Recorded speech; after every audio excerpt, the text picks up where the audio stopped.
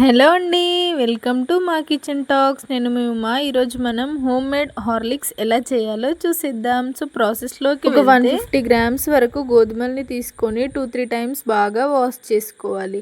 Next ఆ గోధుమల్ని water పోసేసి ఒక 24 అవర్స్ వరకు నానబెట్టేసుకోవాలి. సో 24 అవర్స్ తర్వాత మళ్ళీ తీసి వాటర్తో ఒక 4 టైమ్స్ బాగా కడుక్కున్న తర్వాత ఒక క్లాత్ తీసుకొని అందులో వేసుకొని ఇలా నేను చూపిస్తున్నట్టుగా నానబెట్టేసుకోవాలి. ఒక 2 డేస్ తర్వాత చూస్తే ఇలా మొలకలు వస్తాయి. టెంపరేచర్ని బట్టి మొలకలు వస్తాయి. నెక్స్ట్ ఈ మొలకల్ని ఆరబెట్టేసుకుంటే మనకు త్వరగా వేగిపోతాయి. లేదంటే అలా డైరెక్ట్గా కూడా వేయించవచ్చు, బట్ టైం టేకింగ్. సో నేనైతే ఇక్కడ 1 నైట్ మొత్తం ఇలా ఫ్యాన్ కింద ఆరబెట్టేసా. నెక్స్ట్ ఇలా ఒక 2 స్పూన్స్ వరకు నెయ్యిని వేసుకొని మనం ఆరబెట్టేసుకున్న మొలకల్ని కూడా ఇందులో వేసేసుకొని మంచిగా వేయించేసుకోవాలి. కొంచెం టైం ఎక్కువే పడుతుంది, బట్ ఇలా మంచిగా ఫ్రై చేసుకుంటూనే హార్లిక్స్ అనేది బాగా వస్తుంది. వీడియోలో చూపిస్తున్నట్టు వేలితో ఇలా అన్నప్పుడు గోధుమలు అస్సలు మెత్తగా కాకూడదు, మెత్తగా అవుతే అసలు వేగనట్టు. సో ఇలా గట్టిగా ఉండాలన్నమాట. అలా వస్తే బాగా వేగినట్టు. సో అప్పుడు గ్యాస్ ఆఫ్ చేసుకొని పక్కన కాసేపు చల్లారబెట్టేసేయాలి. ఒక 10 నుంచి 12 వరకు బాదం పప్పును కూడా వేసుకొని మంచిగా మీడియం ఫ్లేమ్లో వేయించేసుకోవాలి.